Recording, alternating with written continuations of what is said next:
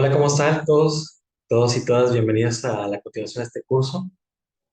El día de hoy, bueno, me presento, mi nombre es Jorge Zamora, soy médico residente del segundo año de aquí en el Instituto Palía, en el estado de Jalisco. Pues bueno, espero que esas pláticas sean de su agrado. Hoy me gustaría hablar acerca de lo que es el síndrome de compresión medular, un tema interesante, importante, hay que saber reconocerlo, saber qué hacer y qué no hacer. Realmente es un tema que puede llegar a ser tal vez no tan frecuente en general hablando de la práctica cotidiana en cuidados paliativos, pero si se presenta, pues nos da miedo, ¿no? Pues no es algo completamente común y además es un manejo a veces un poco complejo porque involucra pues estudios o también intervención de otros especialistas en esta área. Entonces, bueno, acompáñame a platicar sobre eso el día de hoy. Espero que sea de su agrado. Bueno, vamos a hablar exactamente, bueno, generalidades, una poco introducción acerca del tema, epidemiología, fisiopatología, características, diagnóstico, manejo y algunas modalidades nuevas o específicas que podemos llegar a hacer. Siempre me gusta hacer hincapié en esta parte. En los procesos de final de la vida, sobre todo en etapas avanzadas, es importante entender en qué momento estamos, qué hacer, pero sobre todo, qué no hacer. Es un punto fundamental. Entonces, durante las pláticas tal vez vamos a observar algunos puntos de algunas dudas frecuentes acerca de cómo puede llegar a ser el manejo de esa situación. Porque no es lo mismo que suceda esto en una etapa muy temprana, una etapa, digamos, funcional del paciente, que tenemos un abanico diferente de posibilidades conforme a lo que él quiera hacer a la persona, a su autonomía, él o ella, a una etapa muy avanzada que está en cama, que está incluso ya con algunos datos de preagonía. Puede cambiar todo el contexto, siempre con la mira al futuro, de dónde estamos y hacia dónde vamos y cuánto tiempo es en general para poder llegar a esa meta. Entonces, algo que hay que tener siempre como mucha atención a esos puntos como importantes, ¿no? Entonces, en general, la compresión epidural ya o medular es un tema que va de la mano por lo regular con compresiones malignas, ¿no? Por neoplasias o un proceso oncológico. Esto es, en un momento más vamos a ver cómo, bueno, voy a mover un poco aquí, perdón. Eh, bueno, voy a quitar esto. Como cuáles son las mayores posibilidades acerca de que se llegue a presentar esta patología, ¿no? Por lo regular puede estar acompañado, como los síntomas tal vez más comunes, es dolor, y al principio es un poco más común que se llegue a presentar algunas sensaciones como pérdida de fuerza, sensaciones de hormigueo, por ejemplo, ¿no? Todo esto va a ir dependiendo de en qué región exactamente de la médula es la que está siendo afectada. No va a serlo igual que sea un proceso eh, medular en la región T8, por ejemplo, la torácica número 8, a que sea en regiones lumbares, por ejemplo. Siempre va a ir de la mano con la parte fisiológica de la zona afectada. Entonces es importante reconocer la presencia y sobre todo la aparición inmediata de esas sensaciones para entender en qué proceso estamos y si estamos ante una situación de algún proceso de maligno de compresión medular. Siempre va a ir de la mano esta parte con los antecedentes oncológicos y si ya incluso ya había previamente alguna información de metástasis, por ejemplo, de temas de columna, que eso ya en un momento más vamos a ver como cuáles son los más comunes. Directo sobre esta parte, por ejemplo, en general, bueno, voy a permitirme leerlo directamente. La compresión medular, en este caso, está presente entre el 3 al 5% en Estados Unidos de las personas con un diagnóstico ya conocido de cáncer, ¿no? A la hora del fallecimiento, que es para nada despreciable, es un número realmente muy alto y más si hablamos, son varios millones de personas en el mundo que podemos llegar a fallecer por esta patología y en general puede llegar a presentarse de un 10 al 20% como síntoma inicial de un cáncer que no estaba diagnosticado. También mucho ojo en esta parte, es un punto importante entender y observar síntomas neurológicos que hayan aparecido de manera aguda. En general se han hecho algunos estudios como de epidemiología en Estados Unidos en donde se ha reportado, por lo menos hasta el año 2006, que el número uno que causaba compresión medular eran los cánceres de origen o primarios de pulmonar. Obviamente estamos hablando de temas de metástasis a médula, de ahí le seguían temas de próstata, mielomas múltiples y cáncer de mama. Entonces, en especial con esas patologías hay que tener como una vigilancia en ese aspecto, entender que es un paciente con un cáncer de pulmón, por ejemplo, y que al año, a los meses, llega a desarrollar alteraciones motoras o sensitivas en las extremidades inferiores, por poner un ejemplo, aguas, hay que observar y vigilar esta parte. En el caso de los niños, que quise meter un poco de información de ellos también, el paciente pediátrico es muy importante. También hay que observar y puede llegar a cambiar un par de detallitos. Es más común que el número uno que se ha reportado sea, pues, son los sarcomas en general, ¿no? Que son estas tumoraciones cercanas en la parte del tema óseo. En el caso de ellos, específicamente el de Edwin, es el más común en este caso. También el neuroblastomas, células germinales y linfoma de Hodgkin son las patologías que tenemos que tener cierta visualización sobre los posibles riesgos de compresión medular y siempre estar atento a esta parte.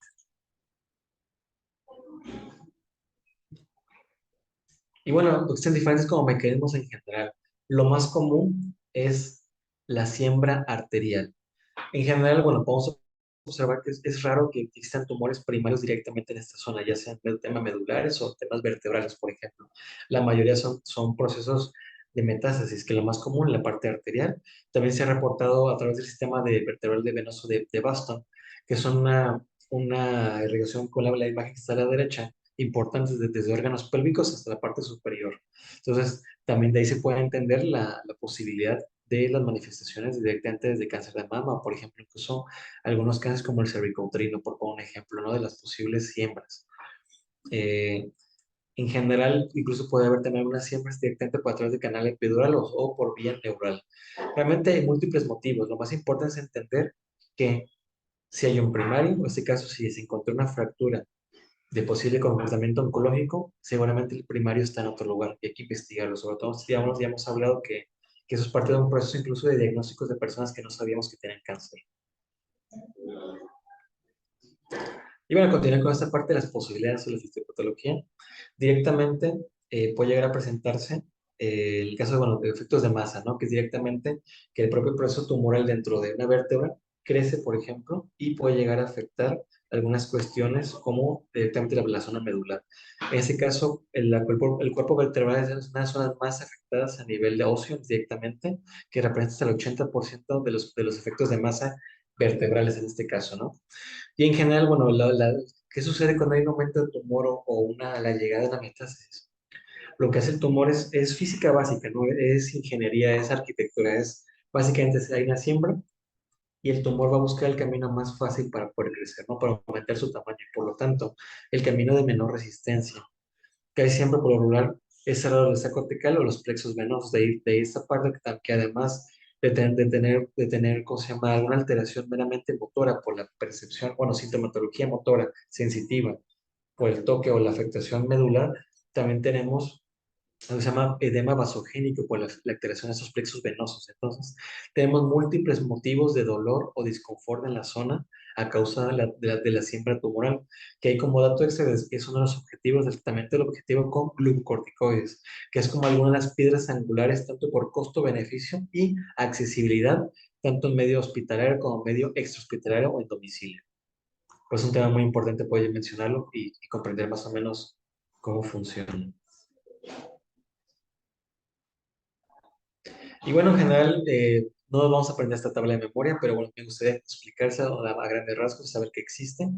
Hay algunas clasificaciones de cómo podemos entender el grado de compresión, ¿no? En este caso, hasta ponemos un ejemplo que va del grado 0 hasta el grado 3 con algunas diferenciaciones, algunos puntos intermedios, en donde básicamente podemos observar la presencia, por ejemplo, el grado 0 es que es un tumor confinado en hueso, no tiene ningún tipo de tratamiento o de avance y a partir de aquí, cada grado ya puede llegar a presentar. En el caso con el grado uno puede haber un poco de desplazamiento del sacrocortical, pero sin contactar con la parte medular que aquí podemos observar en esta imagen, que es una imagen muy bonita para poder intentar representarlo.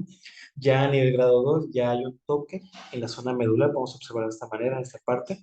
Y a partir del grado 2, bueno, de los grados del 2 y el 3, ya podemos observar que hay un contacto incluso, un abrazamiento por completo con afectación incluso a la zona del líquido cefalorraquídeo, que ya podemos tener una alteración de compresión y así como también alteraciones en la circulación de este líquido que es sumamente importante para la parte de la fisiología neurológica del sistema nervioso central de los pacientes.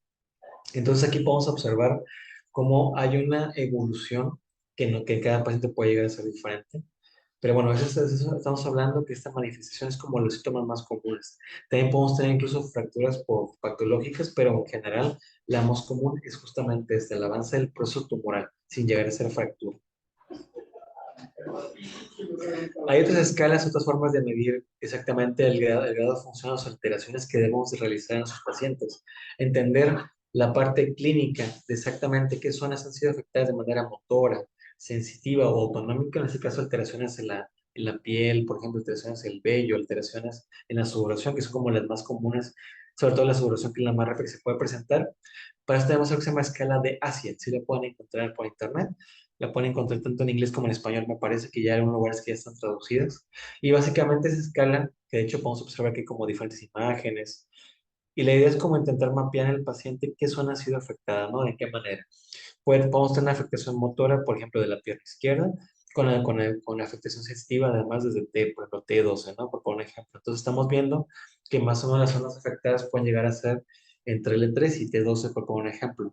Eso ya es una cuestión tal vez un poco más fina, pero el punto es más o menos clínicamente observar qué zona está afectada y está afectada su movilización, su fuerza, que es como un punto muy común, si es un tema sensitivo, si tiene un tipo de dolor neuropático, por ejemplo. Hoy hablamos del tema autonómico. Esto nos va a guiar para los siguientes puntos, que es el diagnóstico y el manejo o la investigación de este proceso. Punto importante antes de continuar con esta investigación, debemos de preguntarnos lo siguiente, que es algo que mencioné al principio de la charla. Realmente lo que estamos haciendo, ¿qué tanto va a beneficiar? Porque uno tal vez por pensamiento puede decir, bueno, yo estoy acostumbrado como clínico, como personal de salud, decir, bueno, hay un problema, vamos a resolverlo, vamos a mandar al hospital, vamos a operar al paciente, ¿no? Pero bueno, pregúntate, uno, ¿el paciente quería eso? ¿Quiere eso? Sobre todo en pacientes que no tienen la capacidad de tal vez de expresarse de manera adecuada o que ya no tienen capacidad de hablar. Dos, ¿realmente lo que vamos a hacer le está ayudando? Entonces, para eso tenemos unas escalas de supervivencia pronóstica que en general toman directamente la escala funcional del paciente, que en este caso hablamos de la parte superior de la escala PPS, que es una escala de pronóstico paliativo, en donde podemos observar la funcionalidad y la posible mortalidad en tiempo del paciente. Esa escala es muy interesante porque va directamente, toma en cuenta algunas funciones como la escala de Asia, modificada en este caso por la Frankel. Entonces tenemos aquí una escala muy interesante que combina los pronósticos con la escala o la afectación motora y sensitiva del paciente por la compresión medular y por lo tanto tenemos aquí un resumen de cuál es el tiempo aproximado de vida o de supervivencia de este paciente y con esto ver qué podemos ofrecer y qué ya no podemos ofrecer. Y bueno, ya las características clínicas directamente, la más común es el dolor, son los puntos o los pivotes más importantes, tanto en la afectación del confort del paciente, que son los puntos importantes, como un síntoma cardinal de entender que algo sucedió y más si esto acaba de suceder. Por eso que le puse ojo con las agudizaciones. Si un paciente de forma cotidiana tenía su diagnóstico de cáncer de próstata, pero en menos de 2 o 3 días ya tiene alteraciones motoras sensitivas, por ejemplo, en extremidades inferiores, y tiene mucho dolor de espalda, algo sucedió, hay que investigarlo si es posible, ¿no? Depende, repito, de la escala funcional. En general, los puntos más comunes de la columna torácica, que va del 60 al 70%, es un punto muy, muy común. Ya hablamos incluso por unas cuestiones también fisiopatológicas como el cáncer de pulmón. Lumbosacro en segundo lugar, que puede ser de un 20 o 30%, y las menos comunes son cervicales por la altura, ¿no? Que a veces la propia siembra para llegar a esa región cervical puede llegar a ser un poco menos factible y por lo tanto menos común y estadísticamente pues a veces sucede menos, ¿no? Simplemente.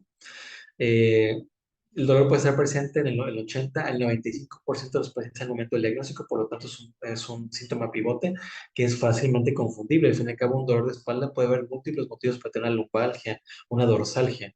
La pregunta es, bueno, ¿en qué características tenemos y desde cuándo la tienen? ¿No? Que es donde nos puede despertar la sospecha, sobre todo en pacientes oncológicos, ¿no? Por lo regular, el dolor puede estar localizado de una manera primaria en la zona dolorosa, pero este dolor puede empezar a disiparse en otras regiones de la columna o región tanto del torso como el lumbar. Todo esto va dependiendo del tiempo que esté evolucionando, ¿no? Ya el dolor radicular, que esa parte vamos con afectaciones que pueden ser un poco más comunes en temas lumbosacros, que es la famosa reculopatía, ¿no? Sensación de entumecimiento, hormigueo en las extremidades, sensación como de anestesia. Entonces, estamos hablando de múltiples puntos que podemos también manejar, hablando no nomás el dolor somático, el dolor musculoesquelético, sino también la parte de la neuropatía.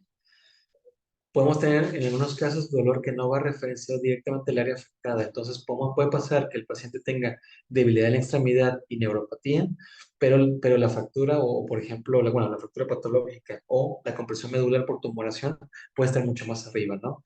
Siempre intentando como correlacionar la clínica, pero bueno, por eso pasamos a los puntos siguientes, que ya es ya a través de los criterios clínicos en donde, bueno, ya continuamos con esto, ¿no? Que la parte de las metas torácicas son de las más comunes, sobre todo en etapas avanzadas, la debilidad es lo que puede llegar a presentarse. De hecho, tuve la experiencia con un paciente, si no recuerdo mal, que pasé por esto del año pasado, en donde él, en un lapso de 3 días, empezó con debilidad, pero una debilidad importante en la pierna derecha.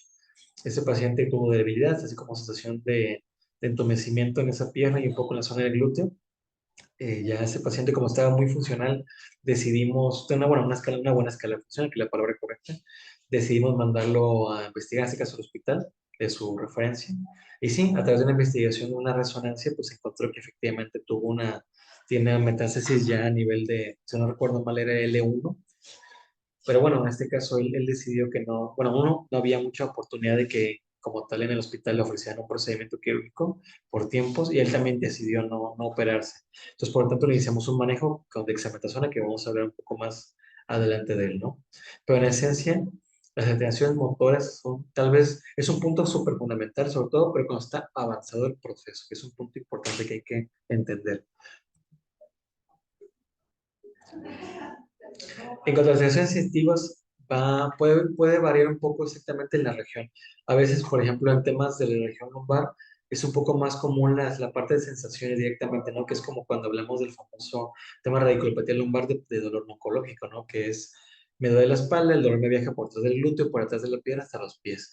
Bueno, pues en este caso tenemos algo muy parecido, que en este caso no va a ser una hernia discal, es un tumor que está propiamente ahí. Y como ya mencionamos, a nivel torácico es un poco más común porque está mayor, densamente inervado, que de una manera más temprana no solamente tenemos alteraciones sensitivas en las extremidades, sino además también alteraciones motoras. Por eso es un punto súper importante intentar entender qué está pasando lo más pronto posible y dónde. Hay alteraciones no solamente la parte sensitiva y motora, ¿no? Que tal vez pueden ser como las más obvias o más o menos, entre comillas, fáciles de poder observar, ¿no? Por lo que el paciente nos puede llegar a referir. En este caso también podemos hablar de lo que se llama caudequina, alteraciones viscerales, en donde tenemos un paciente que, dependiendo de algunas regiones que pueden llegar afectadas, también podemos tener alteraciones en control de esfínteres, por ejemplo, ¿no? Tanto alteraciones urinarias, en control de esfínter urinario, o también en temas de hábitos defecatorios. Podemos tener alteraciones cuales puede haber estreñimiento o incluso diarrea. Eso puede ser muy variable dependiendo del tipo de afectación que podamos llegar a tener, que son afectaciones de la caudequina, que también esto es una urgencia, o sea, hablando en dolor no oncológico incluso, ¿no? Que podemos llegar a presenciar pacientes que tengan alteraciones en columna lumbosacra, sumamente importantes, unas radiculopatías o compresiones importantísimas o secciones incluso, en donde pues eso es manejo quirúrgico importante en no oncológicos. En oncológicos, repito, siempre tener en mente en dónde estamos y hacia dónde vamos a ir con el paciente. Tener siempre esta parte del confort. Realmente lo que voy a hacer le va a ayudar.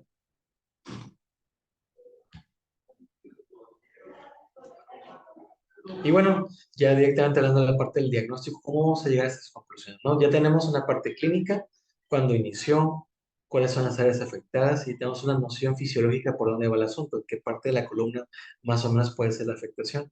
En este caso, el estudio de imagen por excelencia es la resonancia magnética de columna. Ese puede llegar a tener una sensibilidad del 93% y una especificidad del 90%. En general, o sea, la bibliografía, sobre todo la bibliografía americana, que ellos pues, a veces pueden llegar a tener más recursos, te hablan que el estándar de oro es realizar una TAC en toda la columna, absolutamente desde cervical hasta sacro. Esto, si se puede hacer, que bueno, ojalá, y si no, por lo menos debe ser dirigida la TAC a las regiones que precisamente pueden llegar a ser afectadas. En este caso, ustedes consideran que puede ser una afectación lumbar o torácica, bueno, si ya se piden específicamente las imágenes en esa parte. Se piden modalidad T1 y T2 porque con estas modalidades eh, permite hacer una comparación. Si son malas, bueno, una nos permite ver la parte de tejido óseo, de tejidos sólidos, ver su consistencia, ver si están fracturados, ver si hay una presencia de efectos de masa dentro del óseo. Y la T2 que nos permite ver, por ejemplo, el caso de la región medular y líquido cefalorraquídeo. Entonces, tenemos dos imágenes que nos permiten observar cómo está el hueso y cómo está lo que está alrededor del hueso, y por lo tanto es mucho más fácil hacer el diagnóstico. Si por algún motivo la bibliografía lo menciona que si no se puede realizar este estudio, hay otras alternativas como la mielografía a través de la tomografía axial computalizada. Que bueno, eso repito, va a ir dependiendo, número uno, de qué vamos a hacer con el paciente, o sea, si es factible o no, realizar un estudio, sacarlo de su casa, o si está por lo menos con la capacidad ya sea económica o por seguro de ir a algún lugar, y cuál es su grado funcional que podemos llegar a tener conforme a su esperanza. Hay otros estudios como las radiografías que en general no están indicados porque eso es muy difícil que una radiografía nos pueda ver la parte de la parte ósea sí podemos observarla, pero realmente que observemos la parte, digamos, no ósea, del sistema nervioso central, ver cómo está afectando, no lo vamos a poder ver. Entonces, si es la única opción que tienen, pues la pueden hacer, pero realmente no va a arrojar mucha información. Ya temas de biopsias o el PET, por ejemplo, la emisión por positrones, ya son estudios más avanzados. Ya también, repito, pues esto va a ir de la mano siempre con la posibilidad de que se va a hacer o que no se va a hacer, por algún motivo con el paciente. Siempre tener como esto en cuenta. Yo hago mucho hincapié en esto porque sí es fundamental, o sea, no nomás es un libre pensamiento, tiene esto, lo mandamos acá. No, o sea, esperen, o sea, qué hacemos, dónde estamos y cómo está la condición del paciente en general. Y bueno, el manejo del dolor en general, como vamos a hacer una pequeña tabla más adelante, el manejo de síntomas, ¿no? Lo número uno es el dolor, que es como el síntoma pivote, porque ya hablamos por excelencia, que es los primeros en aparecer, y es como que lo que principalmente puede llegar a molestar al paciente. Obviamente la pérdida de la funcionalidad pues también es sumamente importante, pero esta percepción de molestia va a depender del paciente y de su avance de enfermedad. Hay también hay mecanismos para manejar la estabilidad, la propia estabilidad de la columna y valorar las metas conforme al estado del paciente, ¿no? O sea, hay varias formas de ayudar, tanto de manera sistémica, directa o a través de algunos procedimientos mucho más avanzados, ¿no? Esta tabla me gusta mucho, en donde uno de los fármacos pivote de fácil acceso, económicos, que se pueden utilizar tanto por vía oral como vía endovenosa o vía subcutánea, nuestra amiga la dexametasona. Este fármaco en general se considera que de manera hospitalaria, cuando hay un diagnóstico reciente o inmediato, se recomienda un manejo un poco más tajante, más rápido, ¿no? En donde, bueno, la bibliografía te dice que la dosis inicial puede ser de 10 miligramos endovenosos, ¿sí? Seguidos de 16 miligramos por vía oral cada día, en los próximos 5 días, en lo que se instaura el tratamiento definitivo. La intención de esto es, estamos hablando de un momento de una agudización en un mundo ideal donde captamos al paciente, observamos qué tiene y lo estamos manejando inmediatamente para ver qué podemos ofrecer, sobre todo con funcionalidades lo más preservadas posibles. En esos pacientes, por lo regular, cuando estamos en manejo domiciliario, que estamos en etapas muy avanzadas, casi siempre continuamos con glucocorticoides definitivamente, casi a una dosis de 4 miligramos en tabletas, una al día por lo regular. Esto varía en función de qué tanta sintomatología tiene el paciente.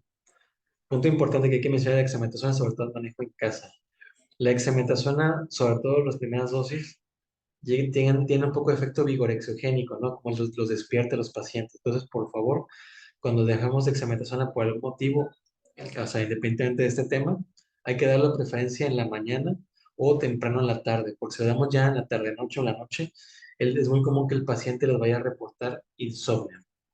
El manejo del dolor, pues hay diferentes formas de hacerlo, eso también va un poco de la mano con lo que se hace con dolor no oncológico, que es el manejo integral, ¿no? Buscar fármacos que sean directamente o más específicos para el tipo del dolor del paciente. En este caso podemos manejar con algunos opioides, también con fármacos como analgésicos antiinflamatorios no esteroideos, perdón, pero por tiempos limitados, no podemos dejarlo por siempre.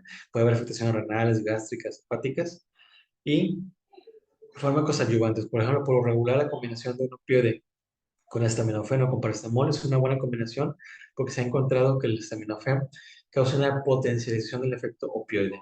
También en algunos casos se puede investigar o se puede valorar la profilaxis antibiótica, trombótica, perdón.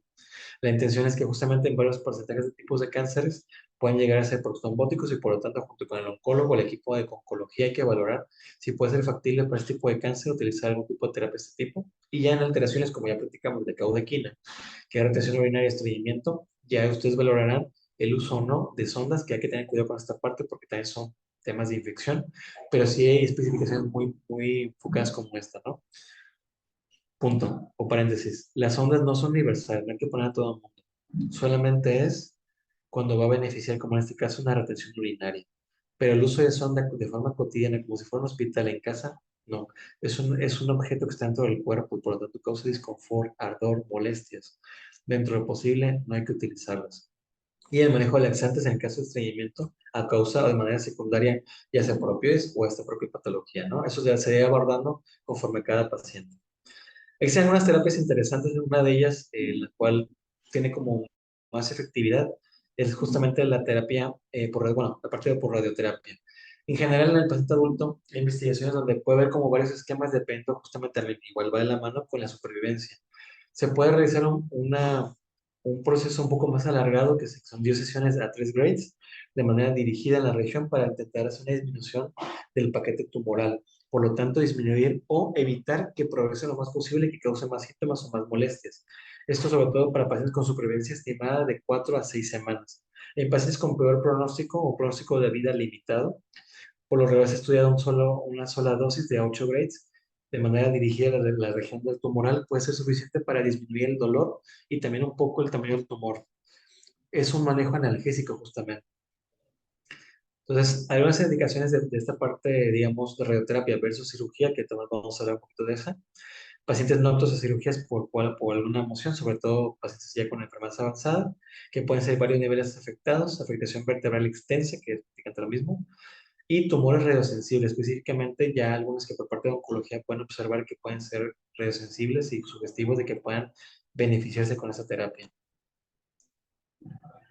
De la mano con esto también hay investigaciones en pacientes pediátricos en donde en general se considera evidencia 1B la utilización de radioterapia en este tipo de procesos en general.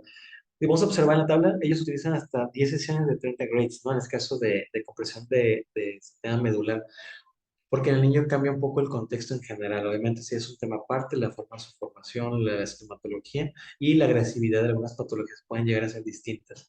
Pero bueno, aquí observamos que también, a pesar de que son más sesiones o más fuertes, en general también es una herramienta que podemos pensar en ello. Dentro de este artículo me gustó mucho mencionar lo siguiente, en donde se hizo una encuesta en Canadá, ¿no? En los cuales, en general, los pediatra-oncólogos en Canadá, el 59% sí tenía entendido o tenía como la que esta capacidad de saber que esas terapias podían llegar a ser utilizadas, pero el resto desconocía por completo. Por eso la importancia de esas capacitaciones, para entender que existen esas posibilidades y por lo tanto a lo mejor pedir ayuda en ese aspecto.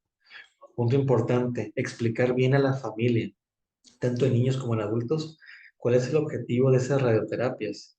No es una radioterapia curativa, es paliativa, la intención es ayudar al control de síntomas. Por lo tanto, igual dentro de esas encuestas que también hicieron los padres, lo voy a leer textualmente, el 76% esperaba la prolongación de la vida con la radioterapia preventiva y un 40% curación. Por eso es sumamente importante dedicar tiempo a la familia, al paciente y explicar qué estamos haciendo y para qué. Y bueno, en general, en temas quirúrgicos, pues que sí pueden llegar a ser candidatos, la más común son las descompresiones o las estabilizaciones. Al fin y al cabo, la intención es básicamente liberar espacio o, si es tipo de fractura, causar algún tipo de estabilidad para que este movimiento, sobre todo es muy común que puede llegar a empeorar cuando están parados los pacientes, ¿no? Por eso es tan importante como ver que exactamente qué tipo de cirugía se puede llegar a presentar o qué tipo de descompresión, que también hay varias tecnologías para poder hacer esto, ¿no? La intención muchas veces, si no es curativa, o sea, de no quitar por completo el tumor o el propio proceso, por lo menos es hacer lo posible para que el avance cause el menor daño posible y preparar en este caso el paciente para un manejo de radioterapia o quimioterapia, si es el caso. Hay unas especificaciones que también quise mostrar en ese aspecto. Igual, yo no me las sé de memoria, o sea, realmente muchas veces hay tanta información, tantas clasificaciones que no te puedes acordar todo, pero bueno, por lo menos saber que existen. En este caso, clasificación que se llama SINS, en donde en general se hace un puntaje con varias preguntas que nos dan aquí, es una tabla más larga, que va del 0 a 18 puntos, en donde vamos a ver qué tan inestable puede ser una columna conforme a esta parte de una patología oncológica, que son clasificadas básicamente como tres formas: columna estable, indeterminable e inestable, ¿no? Que eso nos va a ayudar un poco a guiar el norte terapéutico de si es un paciente que debemos de realizar una interconsulta a un cirujano de columna, a un oncocirujano, o no, para poder ver esta parte, ¿no? Esto ya nos va a dar un poco más de información y nos vuelve más fácil la vida, o sea, de qué realmente hacer y qué no.